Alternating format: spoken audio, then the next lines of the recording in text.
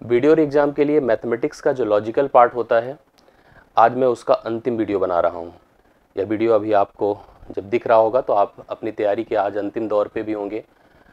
अब प्रयास ही करना है और सही मार्गदर्शन में, सही निर्देशन में और सही स्ट्रैटेजी से करना है। ज़्यादा समय अपने आप को अब अपने खुद के लिए दीजिए, अपनी चीज़ों को समझने के लिए, जो अभी तक किया उसके एनालिसिस के लिए। अंतिम समय पे इतना ही संतुलन आपको परीक्षा हाल में सबसे बेहतर अंजाम तक पहुंचाएगा। जो प्रश्न आज आप पढ़ेंगे या जो आपने पढ़े हैं उसका अवलोकन आप एग्ज़ाम हाल में बेहतर कर पाएंगे अगर आप संतुलित रहते हैं, आप अपने अंदर का संयम बनाए रखते हैं। मेरी कोशिश और प्रयास आपने लगातार देखी। मैंने हर वो टॉपिक कवर करने की कोशिश करी जो अक्सर छूट जाते हैं, जिनके प्रश्न आप देखते तो हैं लेकिन उसका अप्रोच कॉन्सेप्ट नहीं देख पाते हैं। मेरी छोटी छोटी वीडियोस के माध्यम से उसका अप्रोच कॉन्सेप्ट देखा होगा। ज़रूरी नहीं कि वो प्रश्न आए, ज़रूरी नहीं कि उसी एकदम सेम नंबर मिल जाए। अगर उसका पैटर्न भी मिल जाता है तो आप निश्चित तौर पर मुझे इतना भरोसा है कि जो मैंने एक्सप्लेनेशंस दी हैं आप अच्छा करके आएंगे, सही आंसर करके आएंगे।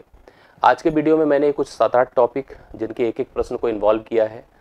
बहुत आपको भ्रमित भयभीत नहीं करना है, सिंपल से कॉन्सेप्ट से आपको सभी प्रश्नों को हल करा देना है। अप्रोच प्रश्न का समझ में आएगा, तरीका पैटर्न समझ में आएगा, न्यूमेरिकल भी हो सकता है मैच कर जाए, नहीं मैच करे तो अप्रोच से आप आंसर कर पाएँ। यही मेरी कोशिश आज के इस वीडियो को देने की है। मैंने यहाँ पर जो टॉपिक कवर करने की कोशिश करी है, वेन डायग्राम का प्रश्न लिया है, एज का प्रश्न लिया है, सिक्के का प्रश्न लिया है, पार्टी में हाथ मिलाने और उपहार के डिस्ट्रीब्यूशंस का क्वेश्चन लिया है। मैंने यहाँ पर बस के रुकने और चलने की स्थिति पर प्रश्न लिया है और सबसे महत्वपूर्ण मैंने 2 DI कवर करने की कोशिश करी है। आप पूरे वीडियो में इन 2 DI का ज़रूर अवलोकन कर लीजिएगा, आपको अच्छा लगेगा और इस तरह के पैटर्न आपको SSC कमीशन में दिखेंगे तो आप कोई भी परीक्षा होगी, हालांकि वीडियो एग्ज़ाम आपके सामने है, वीडियो एग्ज़ाम आप देने जा रहे हैं तो उसमें आपको यह चीज़ ज़रूर रियलाइज़ होगी, इस तरह का नेचर ज़रूर रियलाइज़ होगा। ज़्यादा समय न लेते हुए सीधे सीधे हम प्रश्न से शुरुआत करते हैं। पहला प्रश्न आपके सामने बोर्ड पर है, वेन डायग्राम का है और सिंपल है। मैंने इसके पहले वाली वीडियो जो आपको दी थी उसमें हमने यहाँ पर सिचुएशंस को 3 ग्रुप को कवर किया था, यहाँ पर 2 को ही कवर करने की बात कर रहा हूँ। बहुत व्याख्या नहीं, सीधा प्रश्न देखिए और कॉन्सेप्ट को समझ करके उत्तर कर लीजिए। 200 व्यक्तियों का समूह था जिसमें 90 लोग चाय पसंद करते हैं, 108 लोग कॉफ़ी पसंद करते हैं और 46 लोग ऐसे हैं जो चाय कॉफ़ी दोनों पसंद करते हैं। कितने व्यक्ति ना तो चाय पीते हैं और ना ही कॉफ़ी पीते हैं। ऐसा कोई भी प्रश्न आता है तो आपको डायग्राम का सहारा लेना पड़ता है। एक डायग्राम, एक सर्कल यहाँ पर चाय को प्रेजेंट करेगी, दूसरी सर्कल यहाँ पर कॉफ़ी को प्रेजेंट करेगी। यहाँ पर ऐसा होता है जैसे हम किसी के बारे में कोई डिटेल अगर देते हैं, कहते हैं कि ये चाय पसंद करते हैं, तो चाय तो पसंद करते हैं, इसके साथ साथ हो सकता है कॉफ़ी भी पसंद करते हैं। तो मेरी बात से इस बात को मत तर्क निकाल लेना या निष्कर्ष निकाल लेना कि कॉफ़ी नहीं पसंद करते हैं। अगर हमने कहा चाय पसंद करते हैं तो मैं तो श्योर हूँ, बट हो सकता है कॉफ़ी भी पसंद करते होंगे। या अगर कोई कह रहा है कि कॉफ़ी पसंद करते हैं तो हो सकता है वो चाय भी पसंद कर रहे होंगे। ऐसे व्यक्तियों की संख्या भी होती है जो दोनों पेय पसंद करते हैं। लेकिन मार्केट में, हमारे समाज में बहुत सारे लोग होते हैं जो कि किसी भी गतिविधि में इन्वॉल्व नहीं होते। इस प्रश्न में यही चीज़ क्लियर करने को कहा गया है। चाय पीने वालों की संख्या यहाँ पर 90 है जो चाय पसंद करते हैं। कॉफ़ी पीने वाले 108 लोग हैं, 108 लोग कॉफ़ी पीना पसंद करते हैं। 46 लोग ऐसे हैं जो कि चाय कॉफ़ी दोनों पीना पसंद करते हैं। हमसे पूछा गया कितने ऐसे लोग हैं जो ना तो चाय पीने पसंद करते हैं ना तो कॉफ़ी। पहले अगर आप इस सर्कल की बात करो जिसको हम रेड कलर से यहाँ पे प्लॉट कर दे रहे हैं, जो चाय को प्रेजेंट कर रहा है, ये पूरा गोला बता रहा है कितने लोग ऐसे हैं जो चाय पीना पसंद करते हैं, इतने लोग। ये जो ब्लू कलर से आपने देखा है इसमें 108 लोग की संख्या है, 108, जो कि कॉफ़ी पीना पसंद करते हैं। 46 लोग ऐसे हैं जो चाय कॉफ़ी दोनों पसंद करते हैं। हम इस रीजन की बात करें, इस रीजन की, तो यह वह रीजन दर्शाता है जो केवल चाय पसंद करते हैं। जैसे हम आपको कहें कि भैया आप केवल चाय पीते हैं, कॉफ़ी नहीं पीते हैं, मतलब आपके पास अगर ऑप्शन आएगा तो आप कॉफ़ी नहीं टच करेंगे, चाय ही पिएंगे। तो यह पूरा अगर 90 चाय का है जिसमें 46 लोग कॉफ़ी भी पसंद करते हैं, तो ओनली टी, चाय ही केवल पसंद करने वाले लोग की संख्या 10 में से 6 4 होता है और 8 से 4 4 अर्थात 44 हो गई। 44 ऐसे व्यक्ति हैं जो केवल और केवल चाय ही पसंद करते हैं। इसी क्रम में अगर हम कॉफ़ी की बात करें, 108 ऐसे हैं जो कॉफ़ी पीते हैं लेकिन उसमें 46 चाय भी पीते हैं, 46 चाय भी पीते हैं। 8 से 6 निकला 2 और 10 से 4 निकला 6, 62 लोग ऐसे हैं जो केवल और केवल कॉफ़ी पसंद करते हैं। अर्थात इसकी बात अगर करें तो यह है केवल चाय और इसकी बात करें तो यह है केवल कॉफ़ी। अब हमको ये बताना है कि कितने लोग चाय कॉफ़ी दोनों पसंद नहीं करते हैं, नहीं पीते हैं। तो पहले तो आप उनकी संख्या बताएं जो पीते हैं, चाहे चाय पीते हैं चाहे कॉफ़ी पीते हैं। आप अगर इसको पूरा कंप्लीट ऐड कर दें तो ऐसे लोग जो किसी न किसी लिक्विड या किसी न किसी पेय पदार्थ को पीने में इन्वॉल्व हैं, सबको जोड़ के देखिए 44, 46 और 62। अगर जोड़ के देखा तो 6 4 10 2 12, 4 1 5 4 9 9 6 15, 152 पर्सन ऐसे हैं जो 200 लोगों के समूह में हैं, जो अगर उनको चाय दीजिए तो चाय पी सकते हैं, कॉफ़ी दीजिए तो कॉफ़ी पी सकते हैं, या हो सकता है दोनों पी सकते हों, बट संख्या टोटल 200 थी। तो इसका मतलब अगर हम 200 में से 152 घटा देते हैं तो 48 आएगा ऐसे व्यक्तियों की संख्या जो समूह में ना तो चाय पीना पसंद करते हैं ना ही कॉफ़ी पीना पसंद करते हैं। डी ऑप्शन इस क्वेश्चन का राइट सोल्यूशन हो जाएगा। ऐसा प्रश्न आपको एग्जाम में दिख सकता है, आप आंसर जरूर कर पाएंगे अगर आप ऐसा प्रश्न देखेंगे तो। दूसरा क्वेश्चन देखिएगा, जो इस तरह का प्रश्न है, जो एक समूह में गाय और सिर पैर के प्रश्न है। बेसिकली हमने स्टार्टिंग में लिखा नहीं था, लेकिन ये भी ध्यान रखिएगा, सिर पैर के प्रश्न भी एग्जाम में आपसे पूछे जा रहे हैं। कोई समूह होगा, जैसे कुछ जानवरों का जिनके 4 पैर होते हैं, कुछ के 2 पैर होते हैं, हम लोग की बात करा जाए 2 पैर होते हैं, लेकिन सिर सबके एक होते हैं। तो सिर से काउंटिंग पता चलती है। जैसे हम कह रहे हैं समूह में भले 4 पैर वाले हों, 2 पैर वाले हों, लेकिन काउंटिंग सिर से होती है कि टोटल समूह में कितने सदस्य हैं, सिर बता देता है।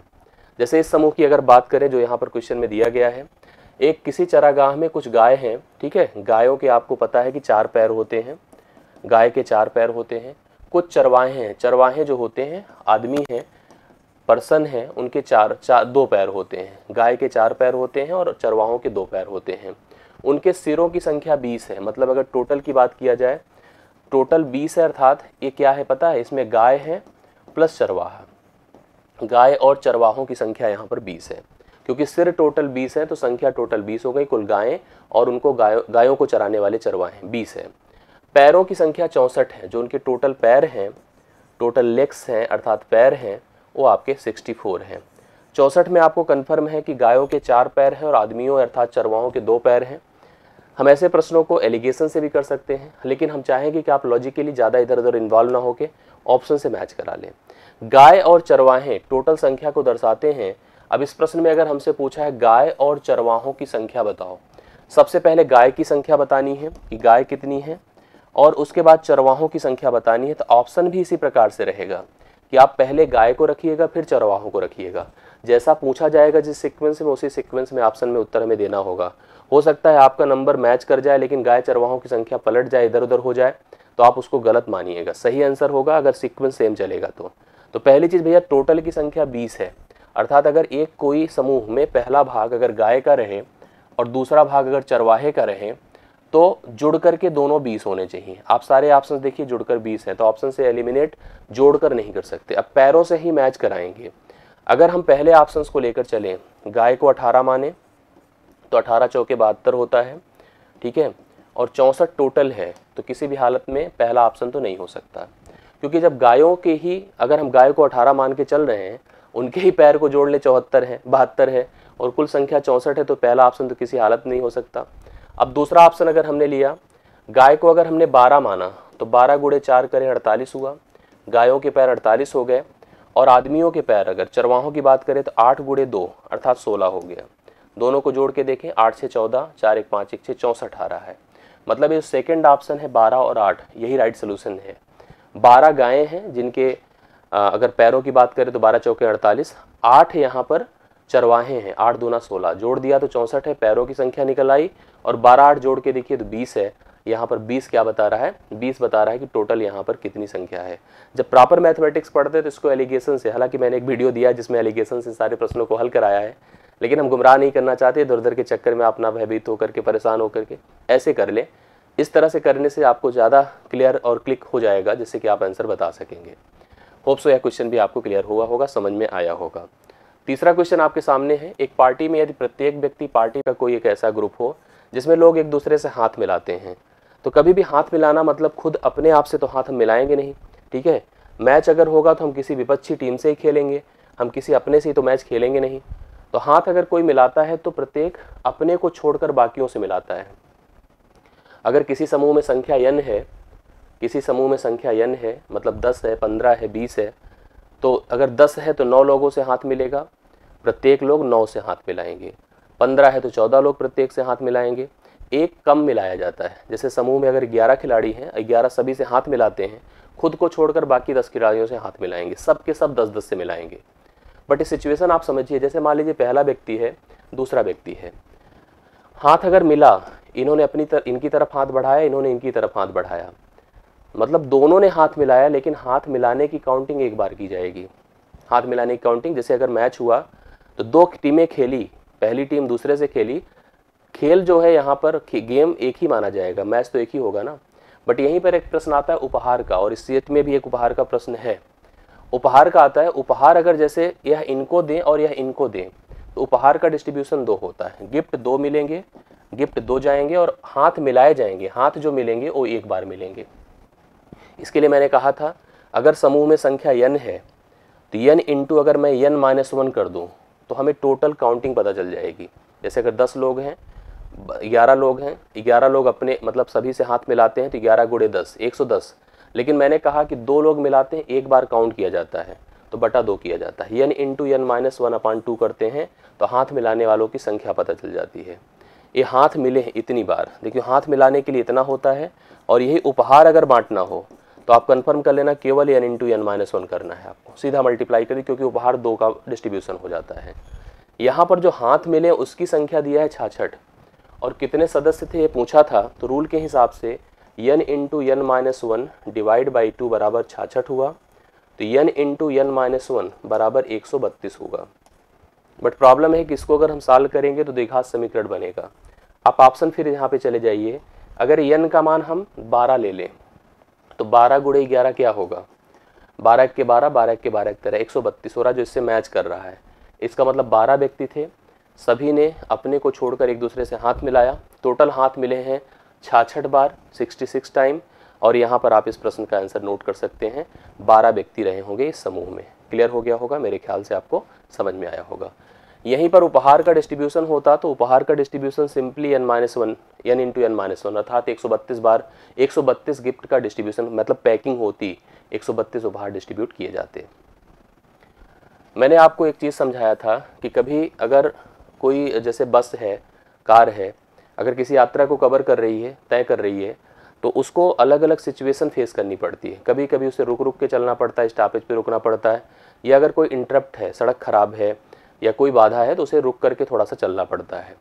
एक बस अगर बिना ठहराव के, बिना इंटरप्ट के, बिना किसी उसमें वह अपने फ्लो में जाती है तो 54 किलोमीटर प्रति घंटे जाती है। इसका सेंस है कि वह 1 घंटे में 54 किलोमीटर जाती है। इसका मतलब होता है 1 घंटे में 54 किलोमीटर। लेकिन अगर रुक रुक के जाती है तो 45 किलोमीटर प्रति घंटे जाती है। इसका मतलब क्या है कि वह 1 घंटे में 45 किलोमीटर ही जा पाती है। मतलब उसकी जो नियत चाल है, जैसे एक नाव धारा का प्रश्न होता है, तो नाव जो होती है किसी पानी में जब मूव करती है तो उसकी अपनी एक नेचुरल स्पीड होती है। बट अगर पानी का मूवमेंट जब उसको प्रभाव डालता है तो कभी पानी उसको साथ देता है तो उसकी स्पीड बढ़ जाती है, कभी पानी उसका विरोध करती है तो उसकी स्पीड घट जाती है। यहाँ भी सेम है, अगर बस स्मूथ चल रही है बिना किसी इंटरप्ट के तो वह 1 घंटे में 54 जा रही है। लेकिन अगर रुक गई तो 1 घंटे में कितना जा रही है, 45। यहीं पे प्रश्न, अगर स्मूथ चाल बस की 60 किलोमीटर प्रति घंटे हो और रुक रुक के चाहे जो हो, आपसे एक्चुअली प्रश्न पूछा जाता है कि 1 घंटे में बस कितनी देर रुकी। यही पूछा गया होगा कि प्रति घंटे बस कितने मिनट के लिए रुकती है। अगर बस की एक्चुअल चाल 60 है और रुक रुक के 45-55 जो भी है, तो जो डिफरेंस होता है बस उतने ही मिनट तक रुकती है, इसमें दिक्कत नहीं आती है। प्रॉब्लम तभी होता है जब ऐसे सिचुएशंस आते हैं कि अगर बिना रुके चलेगी तो 54 जाएगी 1 घंटे में, रुक के जाएगी तो 45 जाएगी। तो इन दोनों के बीच फ़र्क क्या है, 9 किलोमीटर का। कितने का फ़र्क है, 9 किलोमीटर का। अब इस 9 किलोमीटर को हमें प्लान करना है कि अच्छा 9 किलोमीटर किसका इम्पैक्ट है, मतलब या सोचा जाए तो 9 जो किलोमीटर है वह अगर पार्ट है जो कमी है तो किससे कमी है, नेचुरलिटी से, एक्चुअलिटी से। एक्चुअलिटी क्या था, 54 किलोमीटर प्रति घंटा। किलोमीटर से जाएगा, 9 छंगे 54 अर्थात 1/6 घंटे। मतलब वह 1 घंटे में 1/6 घंटे रुकेगी। बस 1 घंटे में 1/6 घंटे रुकेगी। घंटे को मिनट में कन्वर्ट करना है तो 60 से गुणा करते हैं, तो 1/6 गुणे 60 कर दें, इसका मतलब हर वह घंटे 10 मिनट रुकेगी। हर वह घंटे कितने मिनट रुकेगी, 10 मिनट। तो सी ऑप्शन इस प्रश्न का हल है। हर घंटे बस 10 मिनट रुका करेगी, जो कि सी ऑप्शन में आपको दिया गया है। मेरे ख्याल से यह कॉन्सेप्ट क्लियर हो गया होगा। यह अप्रोच क्लियर हो गया होगा, ऐसा प्रश्न आपको समझ में आ जाएगा। रुक के चलेगी और मतलब लगातार चलेगी, कुछ नहीं करना पड़ता, दोनों का अंतर डिवाइड बाय नेचुरल स्पीड, इससे घंटा आता है, उस घंटे को बस मिनट में कन्वर्ट कर दें, आपको उत्तर क्लियर हो जाएगा कितने घंटे, एक्चुअली कितने मिनट 1 घंटे में बस रुका करेगी। चौथे प्रश्न का हल है। आयु संबंध भी आपकी परीक्षा में एक प्रश्न जरूर हर बार दे रहा है, तो आयु संबंध का प्रश्न भी क्लियर कर लें। आयु संबंध एक्चुअली 3 लेवल पे काम करता है। प्रेजेंट, जिसमें हम जीते हैं, हमसे पहले और हमसे बाद, तुलनाएं की जाती है एक से अधिक व्यक्तियों की आपस में। यहाँ पर 3-4 तरह के प्रश्न बनते हैं, मैंने सबके वीडियो आपको दिए हैं, होप सो आपने देखे भी होंगे, मुझे इतना डाउट नहीं है, इसलिए बहुत समय मैं नहीं ले रहा हूँ समझाने में। ये वर्तमान है, तब भी मैं बहुत लेता हूँ, जैसे आप लोग कहते हैं कि सर बहुत समय लेते हैं, नहीं, समझाना जो होता है ना, वो एक अलग प्रकार की कला है, और उसमें कोशिश की जाती है कि आपके नब्ज में, जेहन में वो चीज़ें डाल दे जो आप पढ़ें। हमें एक करंट आंसर से, जैसे हम क्षणिक जो है कहते हैं कि एक्टिविटी के लिए या क्षणिक सलूशन के लिए हम काम नहीं करते, हम हमेशा कोशिश करते हैं कि आपको परमानेंट सलूशन मिले, और इसीलिए मैं उस चीज़ को स्मूथली और लगातार समय देकर समझाने की कोशिश करता हूँ कि आपके जहन में वो चीज़ें जाएँ। जल्दी कोई चीज़ बता के उस करंट प्रॉब्लम का तो निदान आपने कर दिया, बट हमेशा के लिए एक प्रॉब्लम क्रिएट कर ली। तो इसलिए कोशिश ये करना चाहिए हमेशा समझने के लिए और पढ़ने के लिए कि आप हमेशा चीज़ों पे समय दें। जब समय देंगे तो उसका एक अच्छा इम्पैक्ट आपको हमेशा लाइफ में मिलेगा। ये वर्तमान सिचुएशन है, आप यहाँ पर अभी रहते हैं, और इसमें कहा था ए और बी की आयु का अनुपात था, लेकिन कब? 4 वर्ष पूर्व। तो 4 वर्ष पूर्व देखिए इनकी आयु का अनुपात था, 4 वर्ष पूर्व इनकी आयु का अनुपात 4:5 था। ये था, यहाँ पर ए था और बी था, ये सिचुएशन है। फिर आगे बढ़िए, 8 वर्ष बाद, देखिए कभी भी कोई कैलकुलेशन होगा, कोई कंपैरिजन होगा, हमेशा वर्तमान से होता है।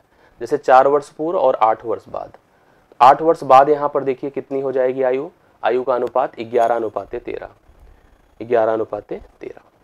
अब हमसे क्या पूछा गया, देखिए उनकी वर्तमान आयु का योगफल क्या होगा, इस समय करंट में उन दोनों की आयु का योग क्या है।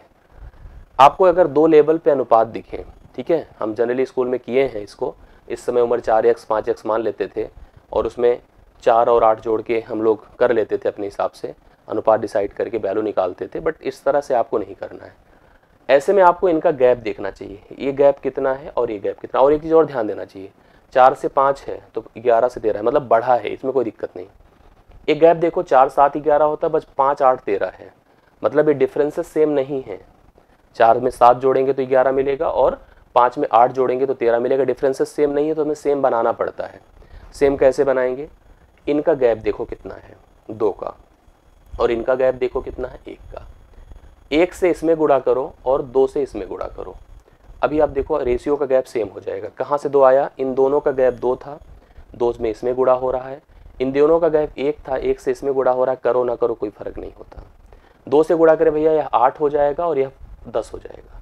जो 4 और 5 था वही 8 10 है, अगर आप सिंप्लीफाई कर लो फिर वहीं पहुंच गए, बट डेटा हमने बदल दिया।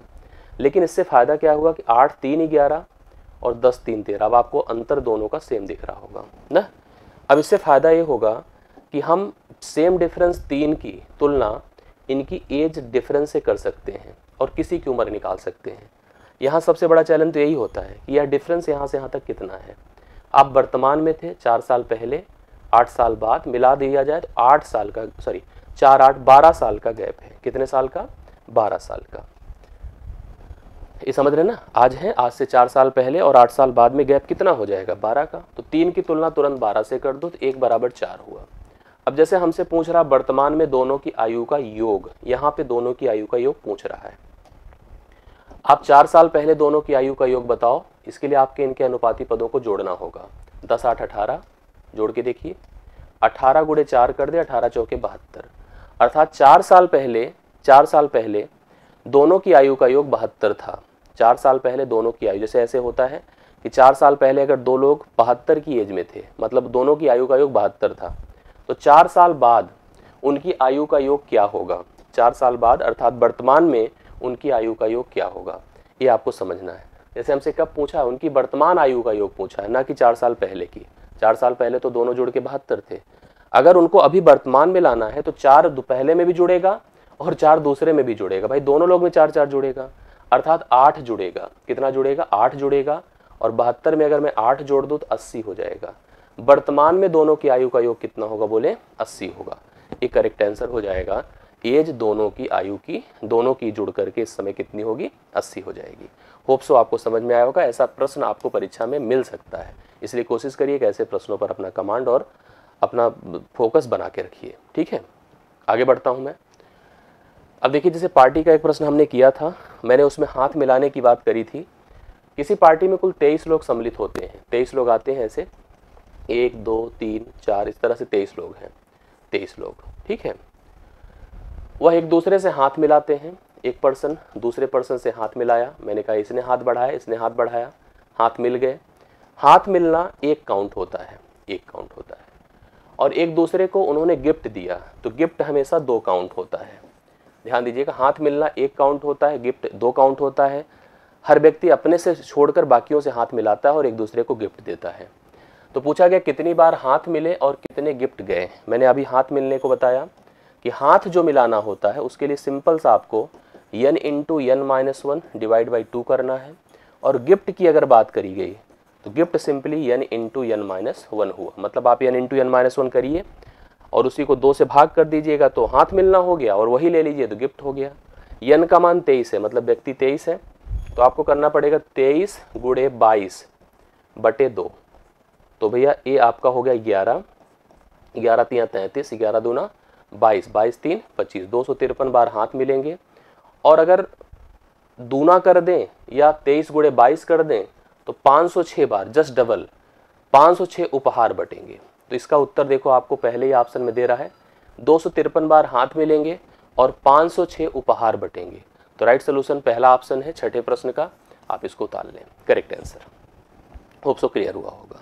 ठीक है, इसका मैंने पैटर्न आपको बता रखा है।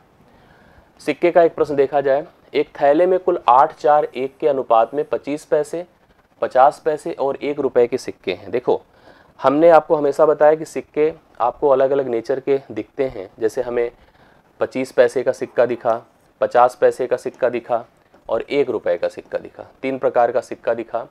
उनकी संख्या का अनुपात आपको दिया है, संख्या का, हमें उनका मान डिसाइड करना। एक चीज़ ध्यान दीजिएगा, प्रश्न कभी भी ऐसा बनेगा तो संख्या का अनुपात अगर दिया है तो मान का अनुपात आपको, मतलब मान आपसे पूछेगा।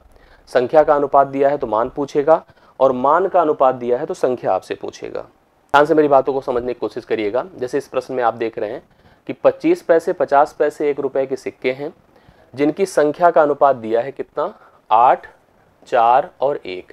लेकिन आप ध्यान दीजिएगा, संख्या का अनुपात है, लेकिन इसने कहा 30 रुपए, अर्थात मूल्य कुल 30 रुपए है। मतलब संख्या का अनुपात है और मूल्य दिया है। जैसे हमने कहा हमारी जेब में 10-10 के 2 नोट हैं, 20-20 का 1 नोट है, तो 10-10 का 2 नोट मतलब 10 दूना 20 और 20 का 1 नोट मतलब 40। मतलब कुल हमारे पास नोट तो 3 हैं बट रुपए हमारे पास 40 हैं। यही स्थिति है कि हमारे पास सिक्कों की संख्याएं इस अनुपात में हैं, लेकिन उनका मूल्य आपको दिया है कितना, बोले, मूल्य दिया है 30 रुपए। ऐसे में आपको हमेशा कोशिश करनी चाहिए कि आप संख्या को मान में कन्वर्ट करें, अर्थात मूल्य में कन्वर्ट करें। अब मूल्य में देखिए कन्वर्ट कैसे होगा, कन्वर्ट करने का तरीका आप समझिए। जो इनकी वैल्यू होती है, इनकी वैल्यू, जैसे 25 पैसा मतलब 1/4 रुपए, एक चवन्नी का सिस्टम होता है। 50 पैसे 1/2 रुपए होते, एक तो एक ही होता है। सिंपली मल्टीप्लाई करें, जैसे 8 को 1/4 से मल्टीप्लाई करें तो 2 हो जाएगा, 4 को 1/2 से मल्टीप्लाई करें 2 हो जाएगा, और एक ही रहेगा। तो इनकी संख्या, मूल्यों का अनुपात 2 2 और 1 हो गया। अब मूल्यों का अनुपात है और अपने पास कुल मूल्य है। हमसे 50 पैसे के कितने सिक्के हैं पूछ रहा है, जोड़ दीजिए। ऐसे में जब, क्योंकि एक नेचर में मूल्य में अनुपात है और मूल्य ही दिया है, अगर यहीं पर संख्या का अनुपात होता और संख्या ही दिया होता हम उत्तर कर लेते, बट यहाँ पर मूल्य, संख्या का अनुपात दे के हमको मूल्य दिया था तो मैंने संख्या से मूल्य कन्वर्ट किया। अब आप कैसे हो रहा है इसमें भी डाउट ना क्रिएट करिएगा। 8 गुणे 1/4 किया है मैंने, ध्यान दे दीजिएगा, मैंने इस पर खूब डिटेल से कॉन्सेप्ट बताया है। 4 गुणे 1/2 किया है मैंने, और 1 गुणे 1 किया है मैंने, तब जाकर यह मूल्यों का अनुपात बना है रियलिटी में। ऐसे में अब आपके पास मूल्यों का अनुपात है और मूल्य है, अनुपाती पदों को जोड़ दें। 2 2 4 1 5, 5 बराबर आप 30 कर दें, 1 बराबर 6 हो जाएगा। 50 पैसे के सिक्कों की संख्या के लिए आप 50 पैसे का मूल्य निकाल दे, 2 बराबर 12 हो जाएगा। मुझे बस इतना बता दे, जैसे मेरे पास 50-50 पैसे के सिक्के हैं और कुल रुपए हैं 12, तो कितने सिक्के हैं, भाई अगर 1-1 रुपए के सिक्के होते, कुल रुपए होते 12, सिक्के होते 12, 2-2 रुपए के सिक्के होते, सिक्के और टोटल रुपए होते 12, सिक्के केवल 6 ही होते। समझ रहे हैं? ऐसे अगर 50-50 पैसे के सिक्के हैं, क्योंकि 2 सिक्के मिलकर 1 रुपए बनते हैं, तो 12 तो रुपए हैं आपके पास, 12 रुपए हैं, सिक्के हो जाएंगे 24। इसके लिए तरीका ये होता है कि जैसे आपको मूल्य पता चल गया कि 12 है, हमें अब इसको संख्या में बनाना है, तो जो इनका उल्टा होता है ना उससे गुणा करना होता है। 12 दूना 24, उल्टा करिए 1/2 का 2 होगा, तो 2 से अगर हम इसको गुणा कर दें 24 सिक्के होंगे, 50 पैसे के कुल 24 सिक्के होंगे। डी ऑप्शन राइट सोल्यूशन है। आई होप क्लियर हो गया होगा। 7वां सिक्कों का कॉन्सेप्ट भी आपको समझ में आया होगा, ऐसा प्रश्न भी दिमाग में रखिएगा। अब जैसे कि मैंने आपसे कहा था, अच्छा एक क्वेश्चन यहाँ पर एक चक्कर का भी है, साइकिल का पहिया कितने चक्कर लगाता है, कार का पहिया कितने चक्कर लगाता है अगर वह किसी एक निश्चित दूरी को तय करता है। जो सर्कुलर शेप में होता है कोई भी पहिया, जिसकी त्रिज्या होती है, जिसकी परिधि होती है, ये परिधि है, हमेशा कोई पहिया एक चक्कर में अपनी परिधि के बराबर दूरी तय करता है।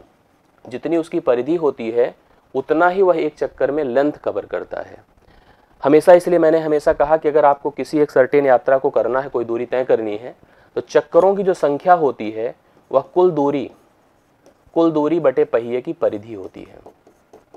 और पहिए की परिधि, अगर हमें सर्कल की परिधि क्लियर है, परिधि क्या होता है, 2πr होता है। कोई भी अगर रेडियस दिया है तो 2 गुणे 22/7 गुणे r कर दीजिए, क्योंकि पाई का मान 22/7 होता है, तो परिधि पता चलता है।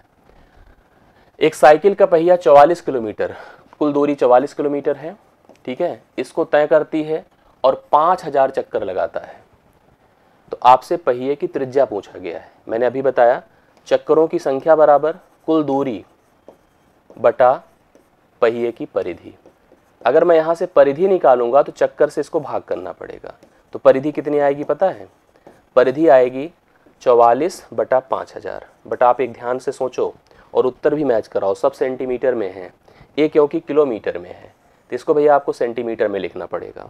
कैसे लिखेंगे, 1 किलोमीटर जो होता है वह 1000 तो मीटर होता है और 1 मीटर बराबर 100 सेंटीमीटर होता है, तो 1 मीटर बराबर क्या होता है, 100 सेंटीमीटर होता है। तो 3 2 5, 5 जीरो बढ़ाए जाएंगे, बढ़ा दिया, ठीक है, 3 जीरो ऐसे ही खत्म कर दो, कर दिया। 5 8 40, 5 8 40, 880, 880 अब यह सेंटीमीटर हो गई पहिए की परिधि। पहिए की परिधि अभी लिखा मैंने 2πr होता है, तो 2πr 880 हो गया।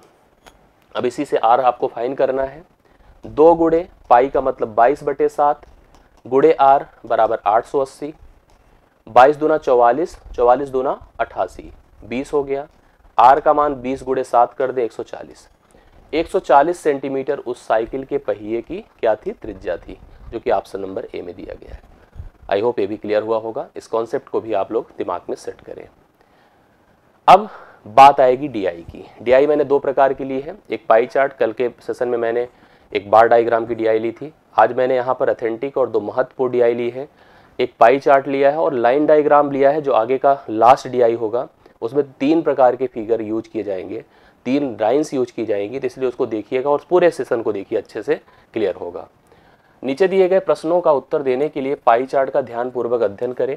एक स्कूल में विभिन्न हॉबी कक्षाओं में, हॉबी कक्षाएं जो अलग अलग प्रकार की नेचर पे डिपेंड करने वाली होती हैं, कुल बच्चे 3600 हैं और अलग अलग, क्योंकि पाई चार्ट के बारे में बस इतना जान लीजिए, यह एक सर्कुलर रिप्रेजेंटेशन है।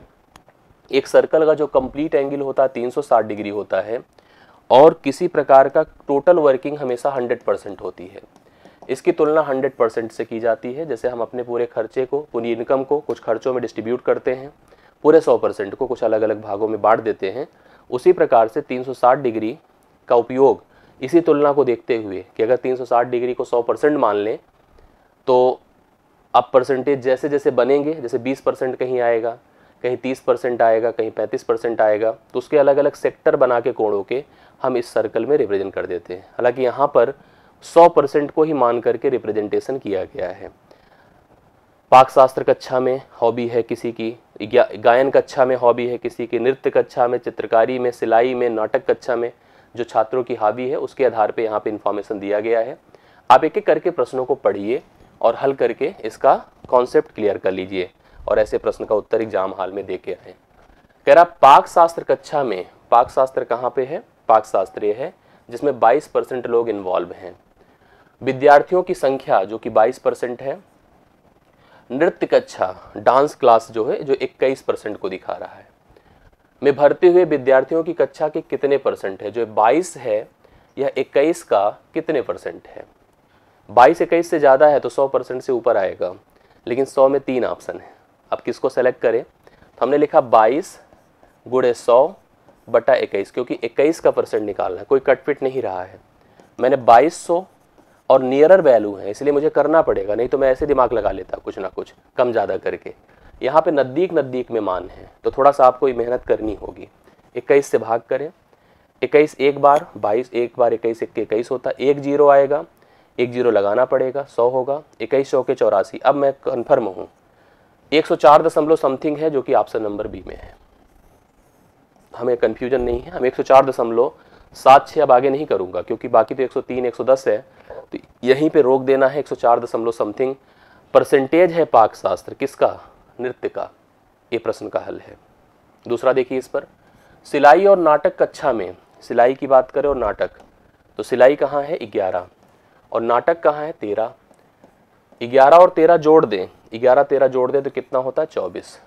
सिलाई कक्षा और नाटक कक्षा अगर हम जोड़ दिए तो कितना हुआ 24। में मिलाकर भर्ती हुए विद्यार्थियों की कुल संख्या क्या है, भर्ती विद्यार्थियों की कुल संख्या क्या, क्योंकि टोटल आपने जब स्टार्टिंग का पेज देखा था 3600 थे, अब ये दोनों मिलके 24% है। यह 24% टोटल 3600 का कितना है, तो 24% मतलब 24/100, परसेंट हमेशा वैल्यू में 100 से भाग करके बनता है, गुणे आप 3600 कर दें, 2 शून्य तो ऐसे ही जाएंगे, 24 गुणे 36 कर दें, 24 छक्के 144, कैरी 14 होता है, 24 या 72, 72 14 86 होना चाहिए, 864 है, हाँ डी ऑप्शन। 864 बच्चे हैं किसमें, नाटक और सिलाई में मिला करके, राइट सोल्यूशन हो गया। चित्रकारी कक्षा में कितने विद्यार्थी भर्ती हुए, अभी आसान है, चित्रकारी ये है 15, सेम वही करना जो वहाँ जोड़ के किया था यहाँ केले के लिए करना है। 15 भी परसेंट में है, बटे 100 कर दें, गुणे 3600 कर दें, 2 शून्य, 15 छक्के 90 की शून्य हासिल 9, 15 तिया 45, 45 9 क्या होता है 54, 540 टोटल यहाँ पर कितने हैं बताएं, 540 डी ऑप्शन। प्रिंटिंग अर्थात चित्रकारी में टोटल यहाँ पर हॉबी में सम्मिलित बच्चे कितने हैं 540, 11वें का आंसर हो गया। चित्रकारी कक्षा में भर्ती हुए विद्यार्थियों की संख्या, ध्यान से देखिएगा, चित्रकारी कक्षा में भर्ती हुए विद्यार्थियों की संख्या गायन कक्षा में भर्ती हुए विद्यार्थियों की संख्या का लगभग कितने परसेंट है। चित्रकारी कहाँ पे है, ये है 15, गायन कहाँ है, गायन कहाँ है बताएं, ये है 18, 15 जो है यही लिखा है ना, चित्रकारी कक्षा में भर्ती हुए विद्यार्थियों की संख्या गायन कक्षा में भर्ती हुए विद्यार्थियों की संख्या का लगभग कितने परसेंट है। ये 15 है और 18 है, 15 18 का कितने परसेंट है, 100 से अंदर होगा और सब 100 के अंदर है। तो ऐसे में देखो पूरा नंबर ने ना लेके चले, अगर कुछ कटता दिखे, जैसे 3 5 15, 3 6 18, तो मैं लिख सकता हूँ 5 के बारे में पूछा गया है, 6 से रिलेट करता, बटा 6 कर दें, 2 3 6 होता है 50 होता है, 50 बटा आप 3, 50 क्या मल्टीप्लाई करें 5 से, 250 बटा 3 करें, 3 8 24, 3 3 9, 83 दशमलव समथिंग होगा, लगभग बोला भी है 83.33 है तो 83 ले लीजिए, 83 राइट सोल्यूशन इसका, ठीक है। 83% है कौन, चित्रकारी, किसकी तुलना में, गायन में। तो 12वें का उत्तर आपके सामने है सी ऑप्शन। अगला देखें, गायन और नृत्य कक्षा में मिलाकर अगर बात में किसकी किसकी करूं, गायन की, गायन कहाँ पे 18 और नृत्य कहाँ पे है 21, जोड़ दिया दोनों को, 8 1 9 2 1 3 39 आ रहा है। गायन और नृत्य को मिला दिया तो 39 है, लेकिन बोला ना मिलाकर भर्ती हुए विद्यार्थियों की संख्या का नाटक कक्षा, नाटक कहाँ ए है, के साथ क्या अनुपात है क्रमशः। तो पहले इनको देखें, 39 है, 39 का अनुपात आपको किसके साथ करना है, 13 के साथ। ऐसे में बहुत लोग कैलकुलेट करने लगते हैं कि पहले मान निकालें, नहीं, आपको अगर सिमिलर नेचर का डेटा मिले तो आप डायरेक्ट कंपेयर करें, 13 के 13, 13 3 39, 3:1 है जो कि आपको पहले ही ऑप्शन में दिया है। पहला ऑप्शन राइट सोल्यूशन इस क्वेश्चन के लिए है। अब हम बात करेंगे अगली डीआई की। इसमें आप देख रहे हैं कि 3 लाइन डायग्राम, आप वीडियो एग्जाम में देखिएगा, ऐसा प्रश्न आपको दिखेगा, तो ऐसा प्रश्न ध्यान से देखें और करें। क्वेश्चन में क्या बोला है, निम्नलिखित रेखा आरेख का अध्ययन करें, लाइन डायग्राम का, विगत कुछ वर्षों में 3 कंपनियों के निर्यात करोड़ों में दिए गए हैं। कंपनी 3 है, कंपनी एक्स है जो इस तरह से बनाई गई, इसको ध्यान देना, ब्लू कलर से, रेड कलर से कंपनी जेड को, और वाई को ग्रीन कलर से दिखाया गया है। और ट्रायंगल और डॉट इस तरह से बनाए गए हैं छोटे बड़े करके। निर्यात सबके अलग अलग करके दिया गया है, जैसे हम 93 निर्यात देख रहे हैं, इतना इतना इतना है, 94 में इतना है, इस प्रकार से निर्यात दिया गया है। सबके अलग अलग दिया गया है, करोड़ों में दिया गया है। अब एक एक को देखा जाए, हल किया जाए। पहला प्रश्न, निम्नलिखित में किस जोड़े के वर्षों में तीनों कंपनियों का कुल निर्यात बराबर था? देखो, अगर वर्ष की बात करो तो 1 2 3 4 5 6 7 है। किस जगह पे बराबर था? तो बराबर के लिए जैसे अपने पास 95 है, 98 है, 96 है, 98 है, 97 98 है, 95 96 है। तो ऐसा नहीं कि आप सबको जोड़ के देखिए, उनको जोड़ के देखिए जो आपको मैच करें। जैसे हम सबसे पहले 95 जोड़ें, 1995, तो 95 में देखो 40 60 और 120, तो 40 60 100 होता है, 120 मिलके 220 होगा। सभी कंपनियों का कुल निर्यात 220 रख लीजिए। 98 का जोड़ के देखें, 98 में क्या है, 50 80 और 100, 50 80 130 और 100 230 होता है। तो पहला तो मैच नहीं किया। अब 96 और जोड़ लीजिए तो अभी क्लियर हो जाएगा। 96 का देखिए, 60 70 90, 60 70 कितना होता है, 130 90 220, ये तो हो गया, दोनों मैच कर गए। 95 और 96 में तीनों कंपनियों का कुल निर्यात बराबर था। 95 96 डी ऑप्शन है। ये देखिए कितना बढ़िया से आ जाता है। अगर हम सोचे हम चले सबको जोड़ने लगे तो टाइम लगेगा, आपको ऑप्शन से रिलेट करना चाहिए। 95 जोड़ लेते, 96 97 98, बस 4 जगह जोड़ना होता, जोड़ लेते कन्फर्म। हालांकि 2 ही जोड़ने से कन्फर्म हो गया हम लोगों को। क्लियर हो गया? तो इस तरह से आप देख सकते हैं कि 95 और 96 में तीनों कंपनियों के कुल निर्यात बराबर थे।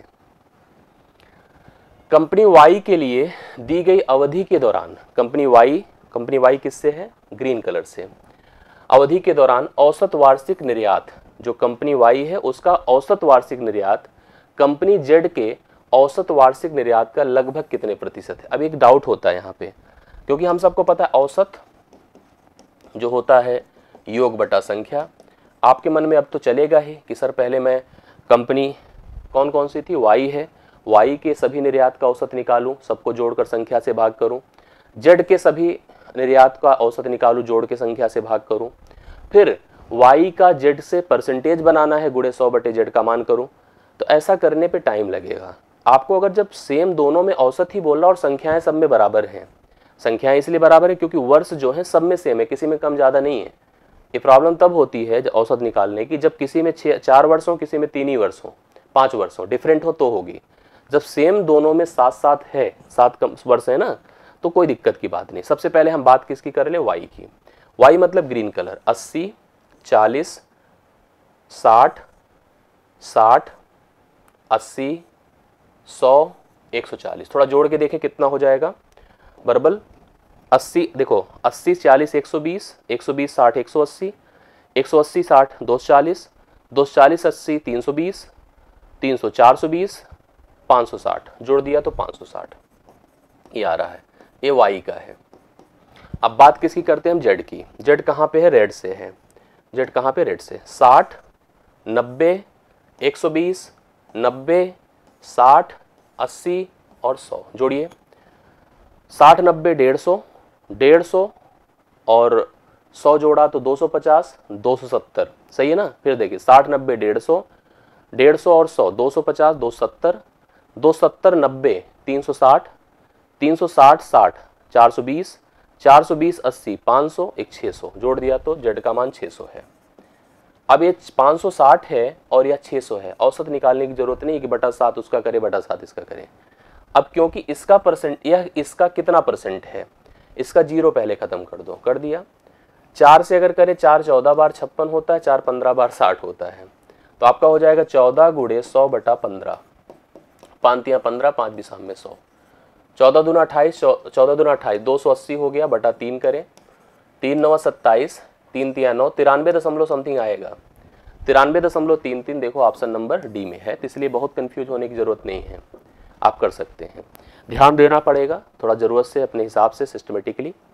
और लास्ट मेरे ख्याल से क्वेश्चन है, अगर होगा तो और भी हम करते हैं, नहीं, एक और है इसके बाद, एक और है, लगातार अभी है। तो अभी 2-3 प्रश्न और हैं, इसको ध्यान से देख लीजिए, कंप्लीट हो जाए। अगला क्वेश्चन है, किस वर्ष में कंपनी एक्स और वाई के निर्यात के बीच का अंतर न्यूनतम था? ये आसान होता है। इसने पूछा एक्स और वाई, एक्स मतलब ब्लू कलर और वाई मतलब ग्रीन कलर। एक्स और वाई, अच्छा इसमें भी ध्यान उन्हीं ईयर्स पे फोकस करना है। जैसे 94 पे ध्यान देना है, तो 94 कहाँ है? ए है, ठीक है। 95 पे ध्यान देना है, ए है। 96 पे ध्यान देना है, ए है। और 97, मतलब इन्हीं ईयर पे ध्यान देना, बाकी 3 इधर के, 2 इधर के सब छोड़ देने हैं।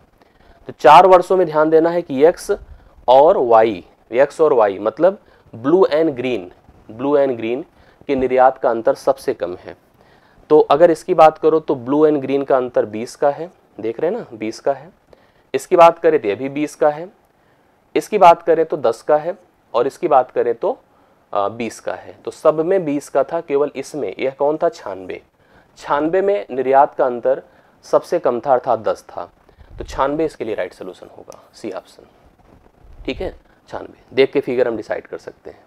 अगला क्वेश्चन देखिएगा, 93 में तीनों कंपनियां, 93 ए है वर्ष, तीनों कंपनियों के औसत निर्यात। अब देखो 3 कंपनियों के औसत निर्यात, फिर वही औसत का कॉन्सेप्ट है। तो पहले तीनों कंपनियों का निर्यात सोचो कितना है? 80, 60, 140, 30, 170, टोटल निर्यात 170। अभी औसत मत निकालें, फिर से देख लें, हाँ ठीक है। 98 के औसत निर्यात, 98 गए और औसत निर्यात देखो 80, 50 और 100, 180, 50, 230, यह 230 है, यह 160, 70 है। कह रहा है इनके औसत में अंतर क्या है, यही पूछा ना। देखिए कि औसत निर्यात के बीच, अब देखो आप अगर बटे 3 करें, इससे बढ़िया पहले घटा लें, 60 आया, 60 को बटे 3 कर दें, 20 करोड़ का अंतर होगा। अब 20 3 से क्यों भाग दिया? क्योंकि औसत क्या होता है? योग बटा संख्या होता है। वो तो नियम ये था कि सबसे पहले शुरू में ही 170 बटे 3 करते और 203 बटा 3 करते, 230 बटा 3 करते, तो आपका सही औसत बनता, तो डिफरेंस क्लियर होता। हालांकि 20 करोड़ राइट सोल्यूशन। देखिए हमने कहा कि पहले अंतर ही कर लो, फिर 3 से भाग कर दो, एक ही चीज हो गई। तो 3 से भाग किया तो 20 करोड़ का अंतर है। कब का? 93 और 98 के सभी निर्यातों के औसत का। अगला क्वेश्चन देखिएगा, और लास्ट क्वेश्चन यही है आज के सेशन का, और वीडियो और एग्जाम के लिए मेरी तरफ से आप ध्यान से इस प्रश्न को पढ़ें। दिए गए वर्षों में कितने वर्षों में कंपनी जेड से निर्यात दिए गए वर्षों के औसत वार्षिक निर्यात से ज्यादा था? क्या पढ़ रहे हो? दिए गए वर्षों में कितने वर्षों में कंपनी जेड, अब एक कंपनी जेड की अगर बात करूं तो ये रेड कलर वाला है। मैंने थोड़ी देर पहले अभी रेड कलर का जोड़ा था एक प्रश्न में, ये जोड़ा था, जोड़ने पर कितना आया था याद है मेरे को? 600, ठीक है। तो कुल निर्यात कितना है? 600। औसत कर लें, औसत क्या होगा बताएं? बटे 7, जोड़ के देखिए कितना आएगा? 7 9 63 नहीं, 7 8 56, 4 0 7 5 35, 85 दशमलव समथिंग होगा। अब इसने हमसे पूछा है, क्वेश्चन पढ़िए ध्यान से, दिए गए वर्षों में कितने वर्षों में कंपनी जेड के जो निर्यात हैं उसी वर्षों के औसत निर्यात से अधिक था, कितने सालों में? 85 से ज्यादा कहां कहां था? रेड देखो, 1 नंबर, 2 नंबर, 3 नंबर, 4 नंबर, 4 जगहों पे था। 4 जगहों का जो निर्यात था औसत निर्यात से ज्यादा था। आपने नोटिस किया, ठीक है। इस प्रकार से ये डीआई फिनिश, और बहुत इंपॉर्टेंट डीआई थी, ध्यान से अगर देखेंगे तो समझ में आएगा। मेरी तरफ से आप सभी को परीक्षा की ढेर सारी शुभकामनाएं। हालांकि मैं संदेश शुभकामनाएं दूंगा एक वीडियो के माध्यम से आपको, उसमें और भी मैं अपनी तरफ से जो संभव होगा निर्देश भी दूंगा। आप सभी लोगों ने अच्छी तरह से लगातार यहाँ पे प्रयास किया, मैंने भी कोशिश करी, जितने वो पार्ट थे जो टच नहीं होते हैं उनको मैंने कवर कराने की कोशिश करी। आप सभी अपना सर्वश्रेष्ठ परीक्षा में दें, एकदम कंफ्यूज ना हो, लॉजिकल रहें, अप्रोचेबल रहें, हमेशा पॉजिटिव रहें, और आप निश्चित तौर पे अच्छा कर पाएंगे। अच्छा लगा तो वीडियो को लाइक शेयर करें, और अगर आपको समझ में आता है तो आप अपने सुझाव और फीडबैक भी ज़रूर दें। आप कितना कॉन्फिडेंस फील कर पा रहे हैं इसका हमें अपने संदेश से वीडियो के नीचे कमेंट बॉक्स में प्रेषित जरूर करें, संदेश मैसेजेस के माध्यम से। और हमेशा हमसे मैथ्स के लिए जुड़े रहने के लिए डिस्क्रिप्शन में टेलीग्राम ग्रुप है, उसको आप ज्वाइन कर लें, जिससे कि हम आगे की जितनी भी हमारी रणनीतियाँ हैं, एक्टिविटीज़ हैं, उसको हम आपको हमेशा प्रेषित करते रहें। आज के लिए मेरी तरफ से इतना ही, बहुत बहुत धन्यवाद। Thank you so much.